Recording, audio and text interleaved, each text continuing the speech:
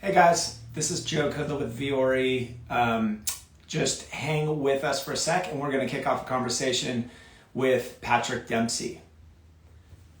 Hey guys, how's everyone doing? Just bear with us here and we are going to kick off a conversation with Patrick Dempsey very soon.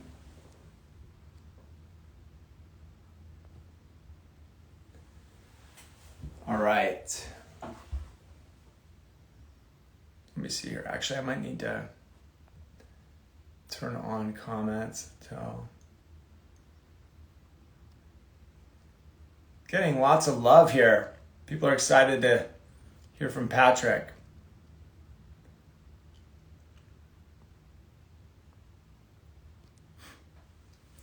All right, guys, just bear with us here.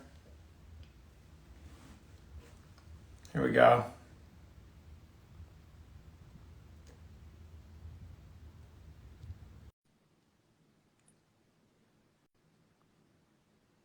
Hold on. Hey there. How's it going? Good, man. You? I'm doing good. Thanks so much for being with me. I was just turning off the comments here. All right. Well, thank you. Thanks for having me on, and thanks for sponsoring the challenge. Really appreciate it. It's an honor, and we're going to talk about that really quick, guys. For everybody listening, Patrick Dempsey needs very little introduction. Amazing actor, film, television. He's also the founder of the Dempsey Center, which is something that we're in partnership with Patrick on this month. Very thrilled to talk a little bit about that. You're also a race car driver, I learned recently. Is this true? Yes. Amazing. Yeah. So that's something that I would love to just pick your brain on just a little bit if we have time. But thank you so much for being here. Thanks for having this conversation. Again, honored to be in partnership with you guys. I want to kick things off. I just got to ask, like, in the world that you live in, how have things been going? Like, how's your state of mind over the last kind of year and a half since the pandemic kind of began? Yeah, I think like everybody, it's a real balancing act, right? To stay centered, to stay focused, and to stay positive with so much negativity around us. Yeah. So being active really helps on the mental wellness. We will talk about meditation and doing the right practices to keep yourself centered and open and positive. But it's a challenge, and I think everybody's dealing with a low-grade depression. But thankfully, the family's been very good health-wise. We've all been vaccinated. We're all very cautious. We're respectful when we go out. We wear our masks, like that. But we're getting through it. And we're very fortunate and grateful for what we do. Yeah, it's a great time to reflect on that, to focus on the positives. Because I agree, it's been a very challenging couple of years. So talk to me about, really quick, let's just talk about the Dempsey Center. Like, what is your mission? What is the organization? And like, how did it come to be? Like, how is it that, especially, for somebody that has so many different causes that you could champion with using your platform, like, why did you focus on cancer? I would love to kind of hear how it originated. Well, like so many people, my family was affected profoundly by cancer diagnosis. My mother in the late 90s was diagnosed with ovarian cancer. And she passed away in 2014. She had over 12 reoccurrences through that period, which was really very hard for her and certainly for the family. And in that process, I really felt incredibly helpless, like, how can I support? What can I do to contribute? And probably around 2005, I was become a spokesman for the AMGEN Breakaway from Cancer initiative. And that's where I really was sort of turned on to complementary medicine. And that's exactly what we do at the center. We don't treat the disease, we treat the person in a holistic way. So how can we make life better for people who have been impacted by it? And the challenge is, which is what we're doing this weekend, the bike, run, and walk fundraising makes it possible for us to provide our services at no cost to the client. And also, not only for the person diagnosed, but for the children, for the caregivers, for the entire family. We have something for everybody. And our mission is really to connect with other like-minded centers nationally and internationally, and really build a coalition so that we can all work together and provide best practice. And that's where it was inspired by my mother, and it's inspiration behind all of this. Yeah. Incredible support from the state of Maine, and also from the community and our sponsors like yourself that make it possible to put on the event. And there's a real need, and I really believe as soon as someone is diagnosed, the type of work that we're doing should go hand in hand as soon as that person is diagnosed. There should be someone helping them with the mental aspect of how to get ready for this. There's a long period of time before you can get the diagnosis and what is going to be the treatment. It could be 2, 3, 4 weeks going by. That's when we need to be in there and helping them with the nutrition, with the mental aspect, and putting a support group in place to give the team that they need to be able to, Vuori is about, it's another word for mountain, right? How do you climb that mountain? You need a good, strong team to be able to summit. Yeah, 100%. I mean, do you feel like when you think back to when your mother was diagnosed and you think about the support structures that were in place at that time, do you feel we've come a long way as a result of organizations like the Dempsey Center and others? Or where do you feel like we're at? I think there's a big need that people realize. And I think what we've really discovered with the center is that it's so needed. And the fact that it isn't everywhere is something that is really driving us to be able to get the word out there and to be able to develop this type of integrative medicine. So it should be in every hospital. Yeah. We get great response from people, certainly locally. There was nothing when my mother was in treatment early on. And then the center started opening up and we started to develop the programs. And the result is huge. The feedback has been very positive and much needed. That's so needed. And, I personally have never been a victim of cancer. It has come through my family as well.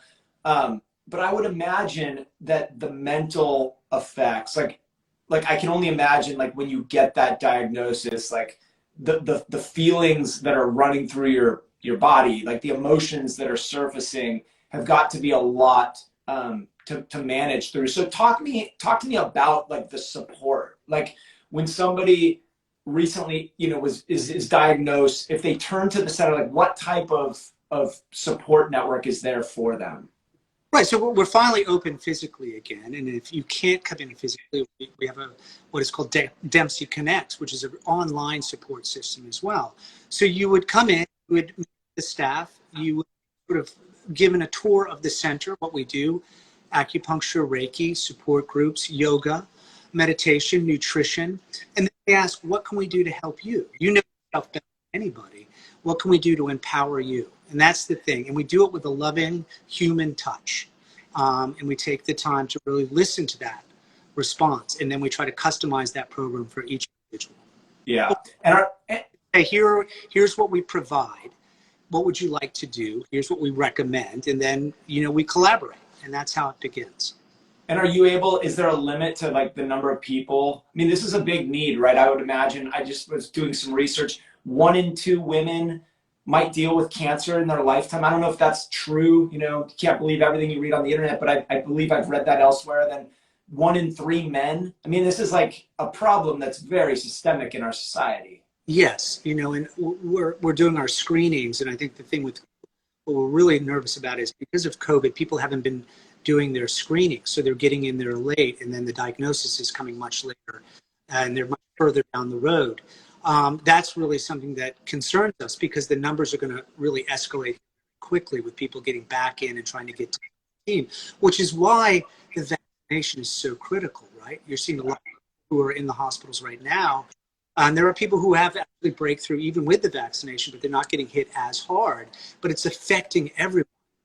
So I know there are a lot of people on the fence about vaccinations, but please do get it. My entire family, we haven't had any major side effects from it. We've had a little bit of fever and things like that, but nothing major. But you do it in order to protect the most vulnerable among us. And the nurses are overwhelmed, the hospitals are overwhelmed because of all these people that are coming in that need the attention. And unfortunately, a lot of other surgeries and screenings are not happening because of that. Yeah. You need that support. And certainly here in Maine, there's usually around close to 10,000 people really diagnosed every year. Our goal is to reach each and every one of them so that they're not alone. We're about halfway there on that number. We want to expand. We want to get the word out so people know what it is that we're doing and what they can expect. Yeah. So those modalities that you talked about, yoga, Reiki, meditation, are those things that you have experienced in your personal life? Has that been a part of your personal practice, or were those just things that were kind of recommended for folks, going through this experience? Yeah, well, we look at the science and we look at the things that we can do to benefit people. So you need fuel for your body. So you need to eat properly. And the type of food that you put in your system, depending on what type of treatment you're getting, makes a big difference. Yeah. So you have to be very conscious of that. Also, the mental aspect, going through the treatment, even survivorship, that's another thing that people don't talk about. We have a lot more people surviving cancer now, but that still is there with you. It's always on your shoulders. So we need to help support people through survivorship. So from the very beginning all the way through survivor, we want to give people the tools that they need to feel better emotionally. So exercise is one that's really important. Meditation, calming yourself, getting centered, listening to yourself, exercise, releasing the endorphins, all of that stuff is very important. And support groups, other people that are going through what you're going through, there's an immediate connection with that person and an understanding of passion and empathy. We bring those people together. And then also we have people that understand and are professionals, can support people and answer questions for them. So all these have always been there. It's just putting it all under one roof. Yeah. When I was, when I rewind personally to my kind of journey to starting Vuori, it was largely, a lot of the things that you mentioned were a lot of things that I was becoming interested in and starting to invest in my own just health and well-being. And that was very inspiring to me. And I felt like a lot of people could benefit from those kinds of things. And, while I've never been pushy with like my agenda, it's been something that's personally been just very transformative to my life and ultimately kind of led me to Vuori and this platform. And I think that's part of the reason we're thrilled to be partnering with an organization like you, like yours, who's committed to investing. We call it our investment in happiness philosophy of doing business, but it's this idea of like taking action, taking an active interest in your own kind of mental and physical well-being. And I just commend you for using your platform in such a positive way. It's very inspiring, and we're again thrilled to be a part of it. So talk to me a little bit about the challenge, right? So Vuori gets involved with the challenge. You had mentioned that's how you get the funds to provide this at no cost to the community. Talk to me a little bit about what the challenge is and how it's organized. Right. So we wanted to do something to raise money, but not be a banquet. Right? These are the worst things to do. We want to be able to promote healthy living. In order to prevent disease, you need to be active, right? You need to keep your body in shape. So we were like, let's do a bike ride. Let's do a walk. My mother was really into walking. That was her form of exercise. And some people love to run. Let's combine all that over the weekend and have a real celebration of life and get people active. And that's what we started with 14 years ago. Wow. So 14 years running, and that's coming up this weekend. Yes, it's coming up this weekend. You can even get involved virtually as well. But go to dempseychallenge.org and register for the weekend. We'd love your support. Amazing. So the nucleus of it will be in Maine, did I hear? Yes, the event is in Maine. We'll be rolling out in Lewiston, Auburn area. We're going to do the walk and the run on Saturday, and then the bike event is Sunday morning. Amazing. And how many people roughly are you expecting to kind of be there, boots on the ground, participate? Really good. I think we're around 2,500 this year. We're usually around 3,500. The fundraising dollars have been very good this year, so we've had tremendous support, not only from the corporate side, but the individual donors have been remarkable. And the support from the community and everywhere around has just been, really humbling and really inspiring what they've done. Because it's really owned by the public, right? This is something that is supported by the individual donors and certainly a lot of the corporations that make it underwrite the event. It's truly amazing. Yeah. And Maine, are you from Maine? Is that where you were? And that's where you live today? Yeah, I try to come back once a month. I have a place here in Maine. I grew up in Maine. I left when I was 17. I went and I had a job in New York. And that was my opportunity to get out of the state. And then, with success, you're asked, okay, what do you stand for? What do you believe in? And what can you do? And really, I'd never been asked that question before. And certainly when that came up, it was something, what can I do to help support my mother? This is something that's very close to me. I'm very passionate about it. And that's how it began. Yeah. Had you always been kind of a person centered around giving back? I mean, I'm just curious, like how that moment like showed up where you said, you know what? I mean, it was clearly your mother, right? That had a personal experience, but had you been thinking about like, how am I going to give back to society? Was that like something that was conscious, or was it just like, this is something affecting my immediate family, I need to do something? Yeah, it came about when I'd never been asked that. I'd never been in a position to really be asked before. And it was something that when I started working with the AMGEN Breakaway from Cancer Initiative, this was something that really spoke to me, was that complementary care. It was the first time I ever really woke up to, oh, okay, I understand what this is. This is so important. And it all kind of came together quickly. I called my sister, who was working at Central Medical at the time where my mother was being treated. And I was like, is there anything like this in the community? And could you find out if there's a real need? And that's where the journey began. Yeah. By answering, and then you fill the need. Yeah. So how much time are you spending on the organization? How much time are you spending on your acting career? And how much time are you spending racing cars? Like, how's the balance? Well, I don't think you really find a balance, right? It's like you go and you attend to the things that are in, you move to the next thing, you try to keep all the balls in the air. And with COVID, it's been very challenging this year and last year as well, because we've had to work remotely, but we've been able to make the transition where we communicate virtually and we can reach people. And we've now discovered a whole new side to the center that we didn't. So even in the darkness of all of this and the obstacle of this, we've been able to meet it. And the staff has done a phenomenal job, as well as the leadership with the board, to work together as a team to really, I think, make a lot of positive breakthroughs. And I think the center and the mission is more than ever. So it's been relying on the team, understanding my role in the team, and working that way. I've been gone most of this year working. A lot of the projects had been rolled over into 2021. So now I'm back home. I've completed all my work this year. So I'm here in Maine, here for this week to focus on the challenge and certainly all of the attention and work that we need to do for the future this week. So it's like, okay, now I can focus here. Family's great, career's good.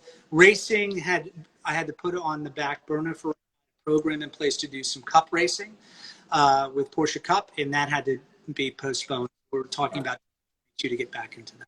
How did the racing hobby get started? I mean, had you always had a fascination with cars and I always like going fast? Yeah, I always loved cars since I was a little kid. My dad on Friday nights would always bring me little Matchbox cars, and that's where my love for cars started. And then I always loved racing with him. He loved and was very passionate about motorsports. He was a team owner when he was a younger man, so that was always in the family, always, something we would watch, the Indy 500, Le Mans, of course, and then Monaco, all the big events and Formula One and all that. And then when I first started dating my wife, the first Christmas present she gave me was a Skip Barber 3-day competition certificate to go and learn how to drive competitively. And that kind of opened up the door. And then I went to a charity event in Atlanta, Braselton, Georgia, and met Don and Dan Panos and started racing in that series, their school, and then moved up into racing with IMSA and then doing the World Endurance Championship and racing four times. So that's how you got deeper and deeper into the addiction of car racing. Yeah. Well, and I had never. It's the mindfulness of it that is so exciting, is trying to stay calm and to be focused and be in the moment. It's a great metaphor. One of the joys of racing for me. I 100% believe it. My friends and I are really into downhill mountain biking. Oh my God. Yes, we were in Deer Valley a couple of weeks ago, and I got a chance to really experience the downhill mountain biking, and it's insane. It's fun, but it's great fun. Well, it's so fun. And, one of the things we all talk about is like are, you know, if you think about the calculations that your brain's making like per second when you're moving that fast over like a terrain like that. And there's something about it when no matter what I'm going through in my life, if I get out there on my bike and I push myself and we move fast through the mountains, there's something that happens where I just feel centered and at peace. Like I feel like my brain has just gotten recalibrated and focused.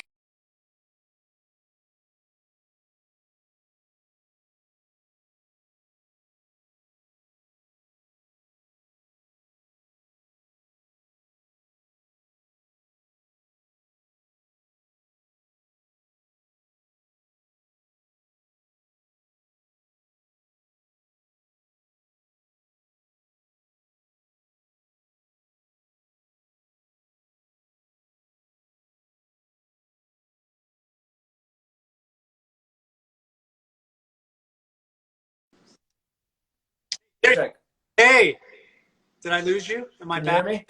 Yeah, I can hear you. Sorry. Yeah, that must have been my Wi-Fi. I apologize. Not to worry. Where did I lose you? I was just talking about like, you know, getting into the zone and that place that it brings you. I can resonate with that. But I've got to say, so we started on mountain bikes and then my friends got into riding dirt bikes. So I got a dirt bike and that's a whole nother, like when you put power and an engine behind what you're doing, it's a whole nother ball game. Yes. And like I've recognized within myself that I love going fast up until a certain point, and then I get scared, for lack of a better word. But I have a deep appreciation for what people do when they get behind a car. And it started by watching, you know, like a lot of Americans during the pandemic, I watched that Netflix series. Was it Drive to Survive? Yeah. Right. Incredible show. Great show. And another one that's on Netflix right now is a Michael Schumacher documentary as well, which is quite fascinating. And you get a real insight to his mind, his focus, and his determination as well. But yeah, it's a remarkable world, some truly amazing people in it. And it's really special what the talent that's there. I mean, people don't quite understand it, but it's, I think that documentary in particular has done a great job at getting people to understand the personalities and the dynamics and the dangers of that sport. So when you reflect on your life, acting, professional, race car driver, like if you could pick one and only one to do full time, where's your heart? Oh, if I was a younger man with less responsibility, I'd be racing nonstop.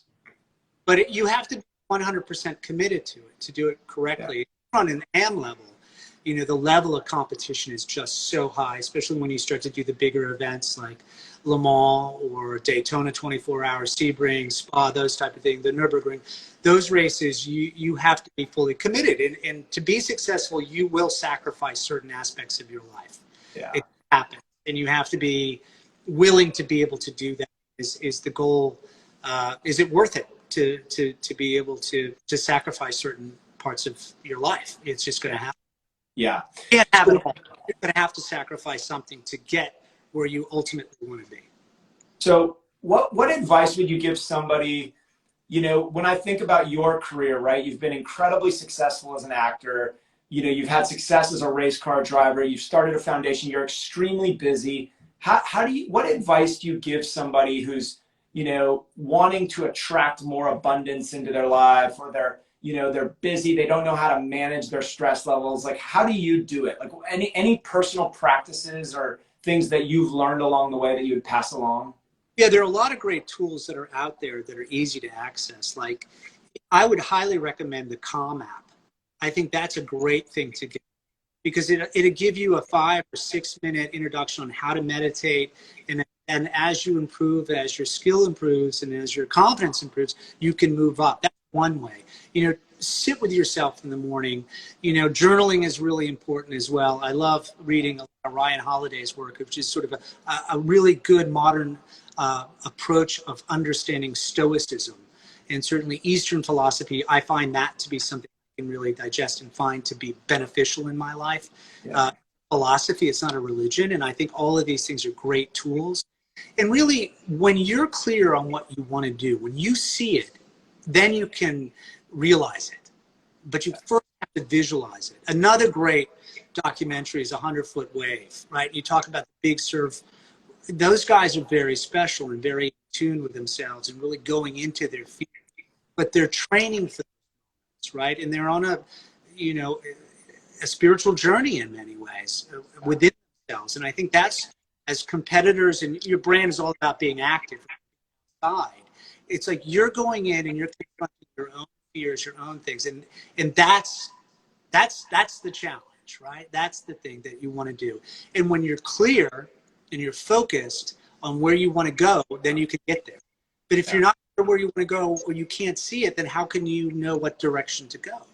Yeah, it's so. I echo that sentiment, and you know, in the early days, I said to my team, like, clarity is the ultimate currency. And I feel like, you know, that's one of the things. I've been on a personal quest for clarity for quite some time, and that's led me here. And I'm just so grateful. I just believe so much in those words that you just shared. So thank you for that. Well, thank you. And I would just also want to say thank you for bringing us the opportunity to get involved with the center. For people that want to check it out or learn more or get involved or support, where can they go? Yeah, go to dempseycenter.org, and we have the website there. It will explain the work that we're doing. If you register for the challenge, go to the dempseychallenge.org, and you'll have it there. And also, too, I would just like to reach out to your community. If any of you have a center that's very much like ours, that's like-minded, please get in touch with us. It's really important that we develop a network where we can all work together and find out what the best practice is for the people that need us and to support our communities. Yeah, 100%. Well, we'll be spreading the word to the best of our ability. We're thrilled again to be contributing in our small way, and hopefully we can do more together in the future. But thanks for all the support, Patrick. Thanks for wearing Vuori proudly. I do love it. It's great to work out in. It's great to travel with, and it's comfortable, and it's really, especially where we are right now, for what you represent as a company, it's a honor. Thank you for your. Thank you, Patrick. Well, great talking to you, and hopefully we'll do it again one of these days soon. Hope so. Hopefully you'll come here next year. Would love to. All right, brother. Thanks. All right. Take care.